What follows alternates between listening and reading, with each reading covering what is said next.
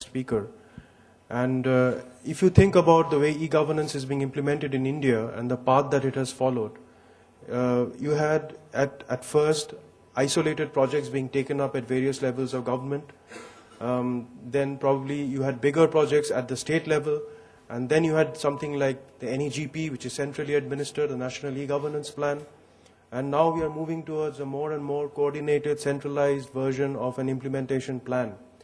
And this is precisely the same pathway that Germany has followed, in the sense that e-governance, when it came first to Germany, happened in silos, happened in isolation in various ministries and departments or government agencies. And then they felt that implementation cannot be smooth unless you standardize certain architecture, certain standards to be followed in all systems, irrespective of the level of government where the project was being implemented or by who it was financed with. So this is the motivation of SAGA. And the Indian government is also, like other countries in the world, trying to come up with its own standardized version so that all e-governance projects, no matter where it is located in India or what scale and size it is, have certain minimum quality standards. And before I invite my next speaker, I would just like you to take you through a quick introduction through the audience polling system. And my colleague Ashwamekh will help me through this. I hope some of you have the handheld devices. Those of you who do have the devices, could you please raise your hand so that I can make out good. So it's fairly well distributed throughout the rows. And I will throw a practice question at you. But before that, if you look at the handheld device, it has got two buttons on the top for a yes, no, true, false sort of answer. And then if a question has multiple options, asking you to choose between 4 or 5 options, then you just press any of the numbers on the keypad. So it's that simple. Preferably you should point it towards that receiver with that red light on that desk. I don't know how many of you people can see it, but it's fairly powerful enough and it should pick up the signal. So we go on to the practice question. Sorry? Yeah, may I request all of you to turn it on? There should be an on switch right at the bottom of your keypad.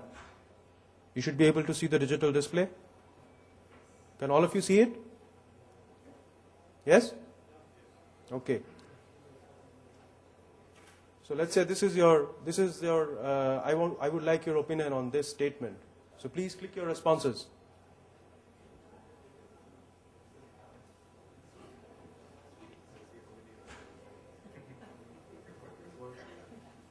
Sorry? Sorry?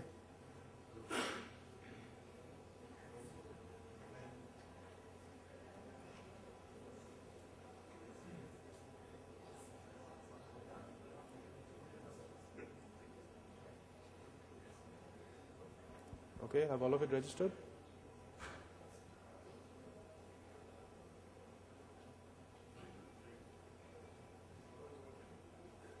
Seems no one of you has voted. Can you please try again?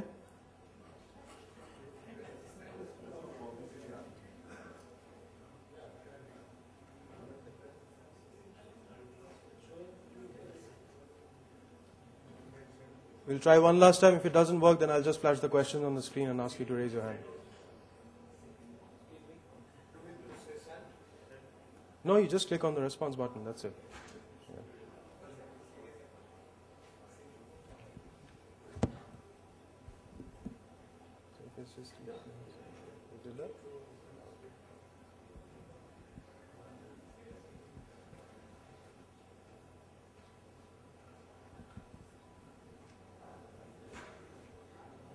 Numbers there, if you see below the screen, your votes are being registered. Okay, and now we'll show you the results.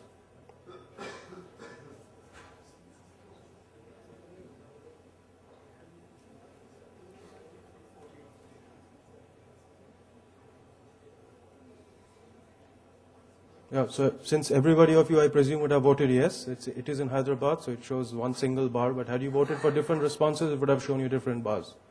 Is that okay? So in between the speaker slots, we'll keep asking you questions like these and we would invite your opinion on them. Now, after Rico has spoken about SAGA and I've tried to explain to you the context of it, I would just like to ask you a sort of a pop quiz question.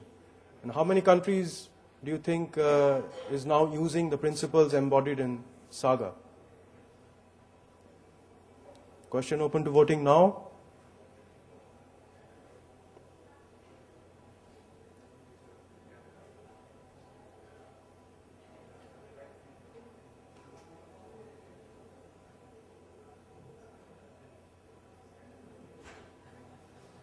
Enrico? The most popular answer seems to be that between 0 to 5 countries have actually heard about Saga. Is that correct? It's not correct. So what's the right answer? The question was that how many countries Saga operational principles being applied to? Do they know about it? Are they aware of Saga, something like Saga? In India you're aware. Dr. Balasubramaniam says in India you're aware. Okay. So the most popular question is between 0 to 5 countries. Is that? I think at least 5. It's some more than that. Some more than 5.